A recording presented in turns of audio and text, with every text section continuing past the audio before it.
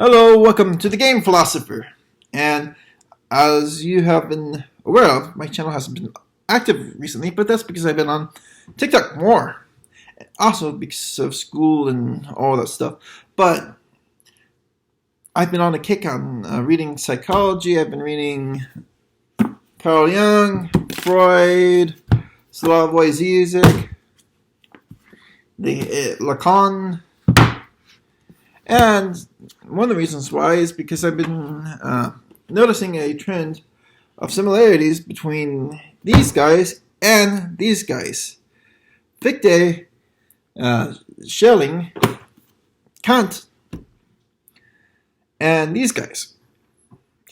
Now, Slavoj Zizek talks about Hegel and Lacan. And I think that this analysis is actually pretty legitimate, because if you're looking at the whole entire psychoanalytic tradition, it goes back to Husserl and Freud and their teacher actually happen to be the same guy. And so I'm not even going to talk about the guy because he's not the point of this episode. The point of this episode is Carl Jung, the old Swiss grandfather of not psychoanalytic, but analytic psychology, which happens to be misunderstood by MBTI and by socionics. And yes, I made fun of him. So, I know what I'm talking about. Yeah, that doesn't even make sense. So,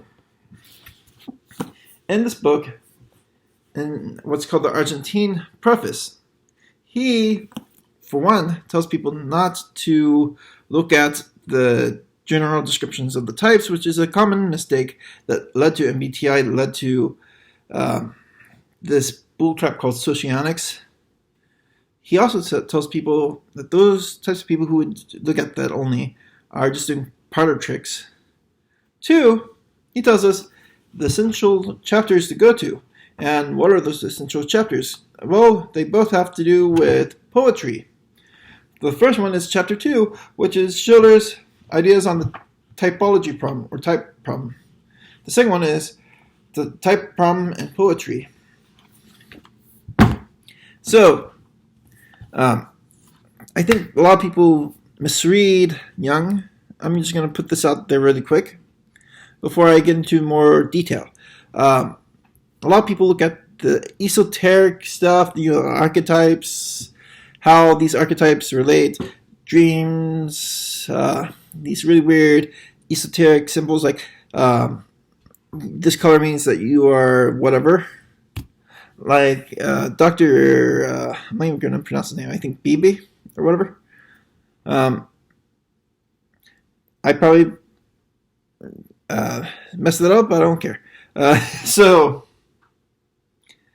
this guy, he misrepresented a lot of Jung, and he's a Jungian analytic psychologist who basically simped for MBTI, which was a break in the Jungian tradition of hate the MBTI. So, the thing is, I do not think that Jung or Lacan or Zizek or Freud or Fromm or any of those guys should be read in the sense of the spiritual self-discovery type idea.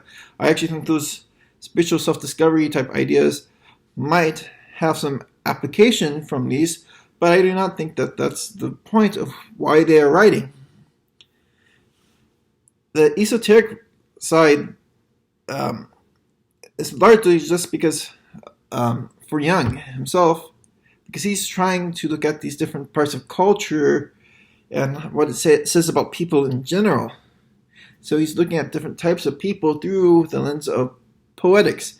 And what happens with poetics is that it's actually based in folk religion, such as, for example, Homer, writing about all these different gods who were worshipped by the Greeks from a long time ago. So I think that cutting that out of the water, the more important thing to do is look at Jung through the lens of he's drawing on poetry, he's drawing on philosophy, he's drawing on psychology, anthropology, all these different disciplines to form his psychology. Or should I say psychologies, because he's looking at different types of psychology within the general population. And that's why he calls it psychological types. So I didn't want to ramble on too much, so getting to the meat of this. So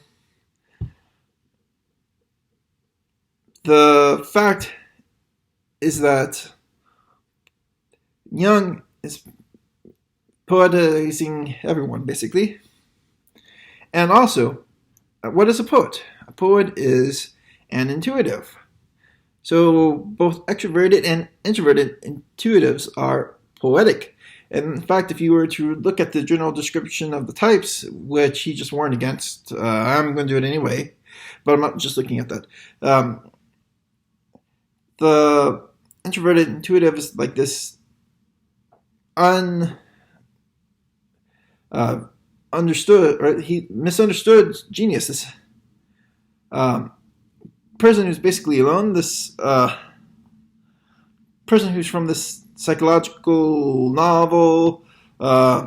He's described in so many different ways, basically a loner because of being misunderstood. And this person has this idea of looking at these inner relations within the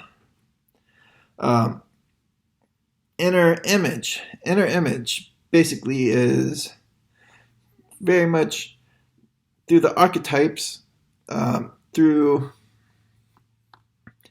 the world of forms, to come up with these ideas way out in the left field sometimes, a lot of times relevant. They're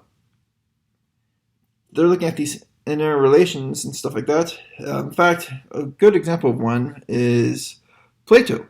Now, only an introverted intuitive could come up with the theory of forms, because that's basically an ancient description of introverted intuition applied to philosophical thought. Now, let's get beyond that. So, the intuitives are poets, which Plato would hit me in the face if he saw me compare him to a poet. But anyway,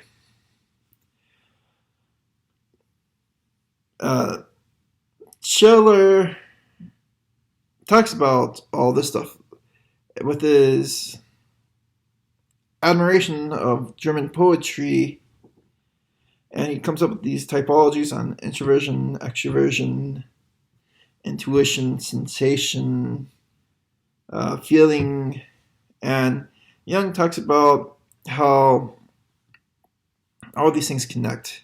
But one thing he says that's very much a big correction towards the MBTI, in my personal opinion, when he's talking about inferior functions in this way, from the Schiller chapter, the inferior and the superior functions. The inferior function, he says, connects the conscious to the unconscious. It has a little bit of both in it. It's basically your subconscious. Okay, so this is very important. If you're going back to the general description of the types, you're looking at the introverted intuition. The introverted intuition has in the unconscious extroverted sensing, because this extroverted sensing creates the balance that's needed for the introverted intuitive to not have complete sublimation. So the result of this is that there's a sort of dialectic that's formed within the person. Now let me be clear that the MBTI doesn't believe this, because the MBTI, and socionics for that matter, so two major interpretations of Jung, have placed the they placed the inferior function as specifically this extroverted sensing. So they're calling the inferior function unconscious, in other words. So they're ignoring the part of Jung that's fairly important. So if this extroverted sensation is not the inferior function, what is? So you take the introverted intuition, you take extroverted sensing, have them duel it out, have them fight. So we know that from the transcendental idealist tradition, which Freud, Jung, and all those guys draw a lot from, that the ego, the I, is active when the not I is passive. And so there's passivity and activity going on, and they play into this little dialectic that ends up being a synthesis. So, as a result of this, there's only two possible solutions to this dilemma. It could be either A, introverted sensation, B, extroverted intuition. Now, why wouldn't it be introverted sensation? Well, because if it was introverted sensation, then the person would not really be who they are anymore in the directest sense, because they would no longer be using intuition primarily. So we're going to keep that intuition, it's dominant, it's who they are, whatever. But it's tweaked by the unconscious. So the unconscious is feeding the attitude. So it becomes extroverted intuition. You can disagree with me all you want, but this makes sense. So this dual creates an extroverted intuitive. And by the way, extroverted intuitive is also known as the shadow for the for INTJ, INFJ, whatever. So this would make sense. So as they duel it out, parts of the unconscious interacting with parts of the conscious, you get these very terrible neuroses that appear, causing anxiety. It's like, oh my, what's going on here? And suddenly, this person starts or stops acting introverted, starts acting extroverted, and starts looking around to the external world of objects, no longer just inside, and is desperately trying to interact with the world. And so they might appear to be an extroverted intuitive in this sense, or you might see it within the online sphere. So in online, how it works is introverts are happily able to extrovert a little bit because there's more comfort in doing it. And so people who act like extroverts online who are introverts in real life, well, they're introverts still. It's just that in the extroverted online, it's easier to use extroversion online with your comfort zone, your ability to get someone out of your life, whatever. And so that's how that works. But this whole entire correction is very important, and I think that it just demonstrates that when you're reading a text like Jung, this is a big book. And in fact, there's a lot to it. Obviously, the main text itself is pretty big, but you have these prefaces, several prefaces that were written for a period of time that try to aid you in the reading, and you ought to read it. And also, you should look at some of the later parts of it, like the appendix, which has some very helpful tips, like to not type so fast, because it's very possible that you could be misunderstanding who they are because it looks like something else. He also has some very interesting tools to look at children, whether or not they are extroverted or introverted. Jung talks about that within the appendix. So he has a developmental psychology that's established too. But the main thing is to not look at this spiritualist notion. In fact, you have to understand Jung in the sense that he is multidisciplinary. He's multidisciplinary. He's taking from different aspects of culture to understand people, which is what you want to do when you are trying to understand people. You're looking at the history of human culture, how people are interacting within the world, whatever. And so you take those things and you distill it down and you get these typologies that emerge, which is his whole entire point. Next episode, I will talk about Lacan. Then I'll talk about Freud. So it's going to be great. I hope you like this video. Like, comment, subscribe, share your thoughts, share this video, and as a proper leftist, signing out.